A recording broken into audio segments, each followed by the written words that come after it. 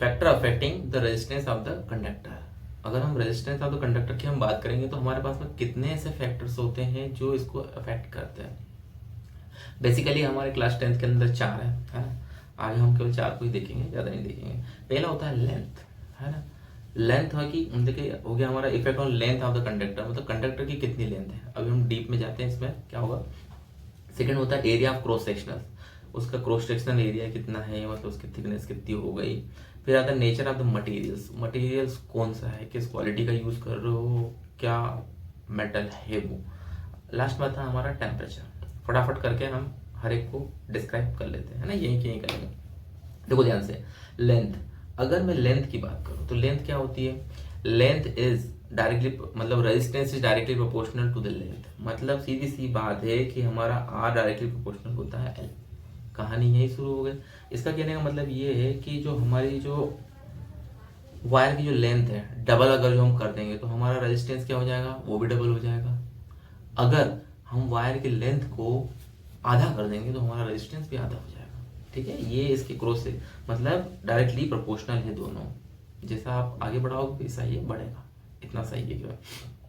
दूसरी चीज, cross sectional area. Cross sectional area क्या होता है, जैसे आपने देखा हो ना, वायर अंदर से कितनी थिकनेस का है, कितना मोटा है। ठीक है, अब उसका क्रॉस सेक्शनल एरिया। अब क्रॉस सेक्शनल एरिया क्या होता है, क्रॉस सेक्शनल एरिया में होता है कि जो रेजिस्टेंस होता है R is inversely proportional to the cross sectional area, मतलब 1/A। इनवर्सली प्रोपोर्शनल इस तरीके से लिखते हैं कि डायरेक्टली प्रोपोर्शनल का साइन लगा दिया, डायरेक्टली प्रोपोर्शनल मतलब ये वाला अल्फा वाला ये लगा दिया और 1/A कर दिया।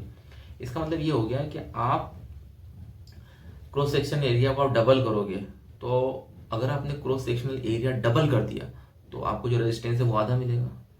क्रॉस सेक्शनल एरिया को आपने आधा कर दिया तो आपको रेजिस्टेंस डबल मिलेगा। मतलब सेम ये लेंथ और एरिया दोनों के जस्ट अपोजिट ही मान लीजिए।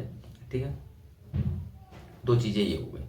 अब तीसरी चीज है नेचर ऑफ द मटेरियल। देखो नेचर ऑफ द मटेरियल्स में क्या होता है, बेसिकली हम किस क्वालिटी का मटेरियल यूज कर रहे हैं। जैसे कॉपर हो गया, नाइक्रोम हो गया, किसी का डायमीटर हमने कम ले लिया, सेम लेंथ और अलग अलग क्वालिटी के हमने दो वायर यूज कर लिए, बट किसी की रेजिस्टिविटी ज़्यादा होगी, किसी की कम होगी। तो इसमें क्या होता है कि जैसे जो नाइक्रोम यूज होता है और कॉपर वायर होता है, जो नाइक्रोम वायर होता है वो 60 टाइम मोर देन होता है कॉपर। अब 60 टाइम क्या, उसका रेजिस्टेंस 60 टाइम मोर देन होता है कॉपर वायर्स नाइक्रोम का।